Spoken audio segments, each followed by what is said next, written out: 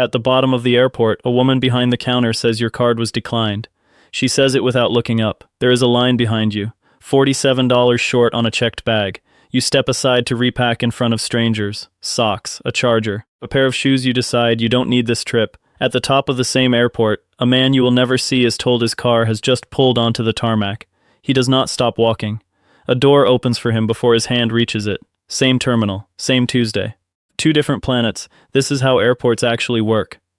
You don't arrive at the airport. You're delivered to it. The bus drops you at the far end of departures, the end without the canopy, where the rain hits the suitcases. You walk the length of the terminal because the cheap airline has the worst gate. Your bag has one wheel that drags. You've taped the handle. At check-in, the screen tells you what you already know. The fare didn't include the bag. The bag costs more than the seat. You move to the side and open the suitcase on the floor. People walk around you the way people walk around something on the floor. Security takes the belt. Security takes the shoes. Security takes the small bottle of shampoo you forgot was in there. And the way the agent drops it into the bin is not cruel. It's just nothing. You are not a passenger here. You are a process. The gate is the last one. Of course it's the last one. You sit on the carpet, because the chairs are full of people who arrived earlier than you because they could afford to. There is a smell of microwaved food someone brought from home. You eat nothing. The water fountain works. That's the meal. When they board, you board last. Group 9. You walk past everyone already seated. You feel every row. The airport does not see you. The airport processes you. Now you can pay for the bag. That's the upgrade. That's the whole upgrade. You still take the bus, but you allow yourself a coffee inside. $4. You feel the $4. You drink it slowly because slow makes it last. The check-in agent is faster with you now because your card works on the first try. That is the only difference. She doesn't smile more. She doesn't smile less. The machine accepts you. That is the change. You still take off the shoes. You still get the random secondary screening sometimes because the algorithm picks names the way algorithms pick names. You don't argue. You've learned not to argue. Arguing costs you the flight. At the gate, you sit in a chair now, not on the carpet. You scroll. You watch the boarding groups, and you understand for the first time that boarding groups are not random. They are a ladder. You are on the bottom rung of the ladder, but you are on it. The airport still does not see you, but it lets you pass through cleanly. That is what $10,000 buys at an airport.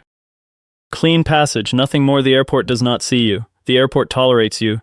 Something has shifted, and you didn't notice when. You have a credit card now. The card has a name that means something at this counter. The agent sees it on your boarding pass before you say a word, and her voice changes. Not warmer, just shorter. Efficient. She skips 3 questions she would have asked someone else. You have a lounge. The lounge has a door, and the door has a person, and the person looks at your card and nods you in without speaking, and the nod is the entire transaction. Inside the lounge, the food is free, but you eat carefully anyway. You're new here. You don't yet know that the regulars don't eat the food. They eat at the restaurant downstairs and come up here for the silence. You board in group 3 now. You walk past the people in group 9. You don't look at them. You used to be them 11 months ago, and you don't look at them on purpose. And you don't yet have language for why. The shoes still come off at security. The bag still goes through the belt. The system is the same system, but it processes you faster now, the way a machine recognizes a card it has seen before. The airport sees you. Briefly, as a tear. You stop taking off your shoes. That is the moment. Not the lounge, not the upgrade, not the points, the moment your shoes stay on. The line is shorter. The agents are calmer. The job is to wave you through, not to find something on you. You have status with one airline now. The good status, the kind with a metal card. At check-in, there is a separate counter, and the separate counter has no line because most people who use it are already past it. The agent calls you by your name. Not sir, not ma'am. Your name. She has it on her screen before you say it. She mentions your last flight. She remembers it was delayed. She says she's sorry about that, and she means it the way someone whose job depends on remembering means it. You have started flying in better seats. Not because you paid for them. Because the system has begun upgrading you on its own, quietly, the way a building lowers the temperature when it senses a crowd. You stop checking.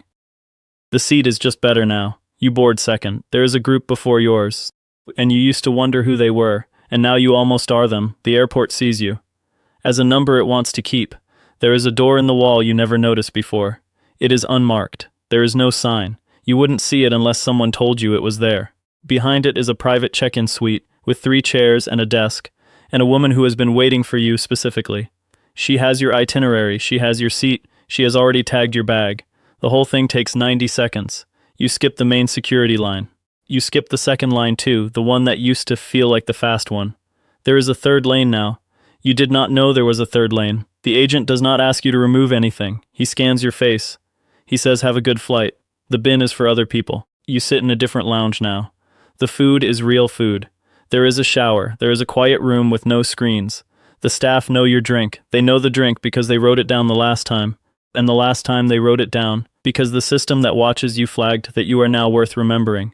You board first, not Group 1, before Group 1, before the boarding starts. While the rest of the plane is still empty, you are already seated. And someone is hanging your coat for you, and you are doing nothing with your hands. You don't look at the people boarding after you, you look at your phone. You used to feel every row. Now you feel none of them. That is the change you don't yet have a word for. The airport sees you, as someone it wants to protect. At 10 million, the airport stops being a place you walk through. It becomes a place that arranges itself around you. A car drives you to a side entrance you've never used before. There is no terminal here. There is a small building with glass walls and a woman holding a tablet. She says your name like she's been saying it for years. Your bags are taken from the car before you've opened the door yourself. You don't see them again until the destination. There is no security line because the security comes to you. A man with a wand, polite, brief. He does not ask you to lift your arms. He scans the air around you, says thank you. You say nothing. You have learned that at this level fewer words is the manner. You do not see the main terminal. You will not see it again unless something goes wrong. The whole machine of the airport, the lines, the screens, the announcements, the long walk to the gate, has been quietly hidden from you, the way an expensive restaurant hides its kitchen. You are driven directly to the aircraft. Not a bus. A car. The car stops at the foot of the stairs. The stairs are for you. The plane has been waiting for you, not the other way around. The airport sees you. As the reason the building exists, at 100 million, you stop using the airport. You use the airport, you arrive at a separate facility miles from the main terminal. Glass, quiet. The kind of quiet that costs money to manufacture. A staff member meets your car. She knows your dog's name. She knows the dog is in the second car. There is a second car because there is always a second car. There is no check-in, there is a conversation. Coffee if you want it. A sofa if you want one. Your flight is not on a screen. Your flight is whenever you're ready. The plane waits. The crew waits. The slot at the runway has been bought and bought again and will be bought tomorrow. Customs comes to you. A man in a uniform walks into the room, takes your passport, stamps it on a small portable machine, hands it back, wishes you a good trip. You did not stand up. You did not stop talking.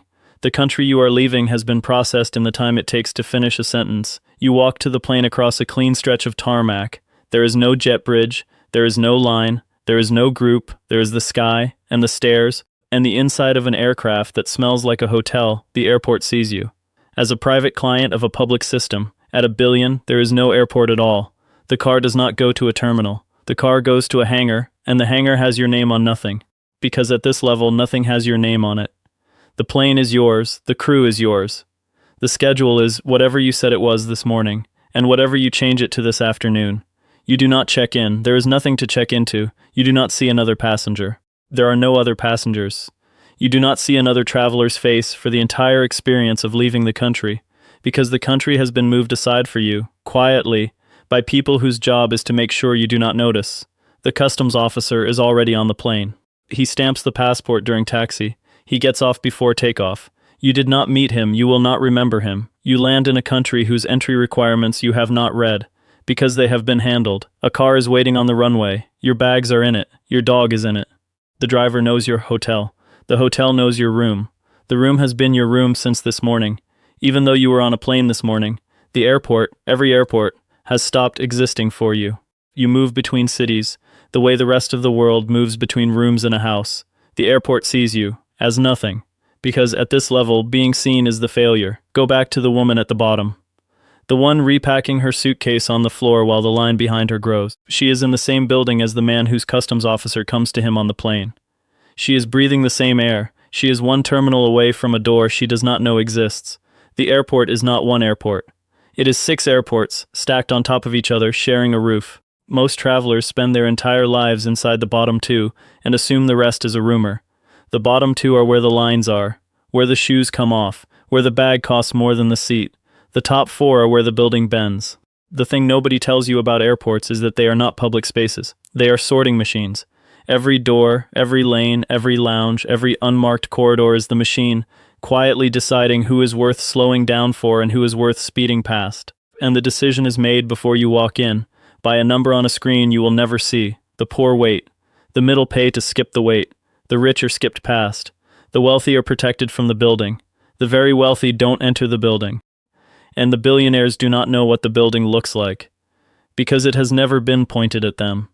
You wanted to know where you stand. Look at the door you walked through this morning. That was the answer.